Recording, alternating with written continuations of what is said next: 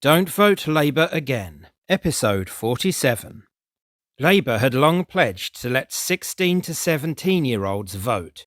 This was proposed in May 2023 by the Shadow Business Secretary, Jonathan Reynolds, and confirmed in an NEC document that September.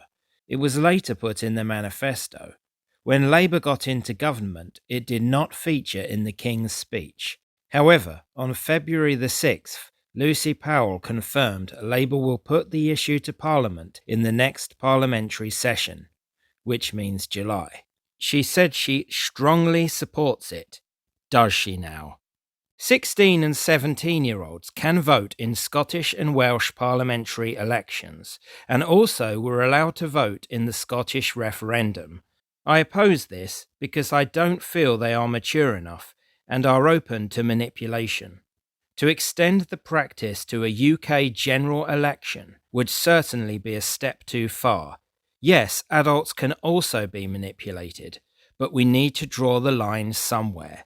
The floor at 18 seems fair, and some even want to put it back to 21 as it was in 1970. I would personally support making everything 18, from age of consent to driving and voting, so there is no inconsistency. Politically engaged young people may not realise this, but 2 years is not that long to wait and will go by in a flash. Also floated in 2023 by Reynolds was the idea of letting settled status EU nationals vote. Starmer had already pledged this in his leadership campaign. This was then shelved after the highly negative reaction it provoked, and it was not included in the NEC document. We may not have seen the last of it, though, and will it stop at EU nationals? Why not other migrants or asylum seekers? There is no end to the leftist client-voter franchise. EU nationals with the current residency arrangements can already vote in local elections, and those for the Scottish and Welsh parliaments. In English local elections, the rules will soon be changed. I do not believe they should be allowed to vote at all, but to allow them to vote in UK general elections would be even more ridiculous. It would call into question the very concept of citizenship. Irish and certain Commonwealth citizens can vote in all our elections, but for the Irish this is reciprocated, and it helps preserve the Good Friday Agreement. We also have a lot of historical kinship with Ireland and the Commonwealth countries, which we do not with continental Europe. People who support foreign nationals getting the vote say that if people pay or have paid tax in a country, then they have the right to cast a ballot. However, it is not merely a question of tax. Plenty of British people do not pay income tax because they are under the threshold, or unemployed, or unable to work. Yet they are still British, with roots in this country and a stake in its future. Foreign nationals without British citizenship are not.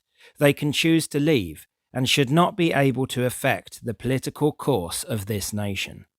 Both concepts are clearly an attempt by Labour to secure voters that are likely to support them. Both stand to benefit from Labour in terms of free stuff or lack of restriction. Warning, may not be delivered once you've voted. The EU nationals idea makes one suspicious about the prospect of a second Brexit referendum, which of course Labour were pushing in the past. With under 18s, radical leftism and naivety go hand in hand. I certainly fell into that trap at 16, and thus it would not have been beneficial for me to vote. Also, the young are easily influenced by figures such as teachers, who are mostly left-wing. It may help that polling stations are often in schools and colleges. Before you go home, make sure you vote today, kids. We need our candidate to get in and ruin the local area even more. That said, the votes at 16 idea might backfire for Labour because the young might be swayed by even more radical figures. Think of emotional, trendy issues such as Gaza. Thousands of kids might vote for George Galloway, or worse, rather than Red Team. On the right as well, Reform have been doing quite well with a certain chunk of the youth. As the Liberal left is the undisputed establishment now, it is inevitable some of Generation Z will buck the trend and vote for the naughty disruptor.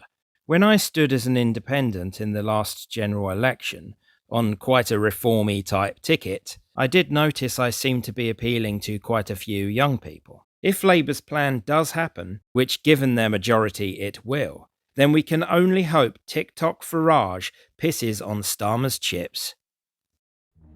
These are from my article series Don't Vote Labour Again, published on my Substack, link in description. I usually split each subject into smaller episodes. In the description, you will find links to the other episodes. You can also check out my playlist to find every single one.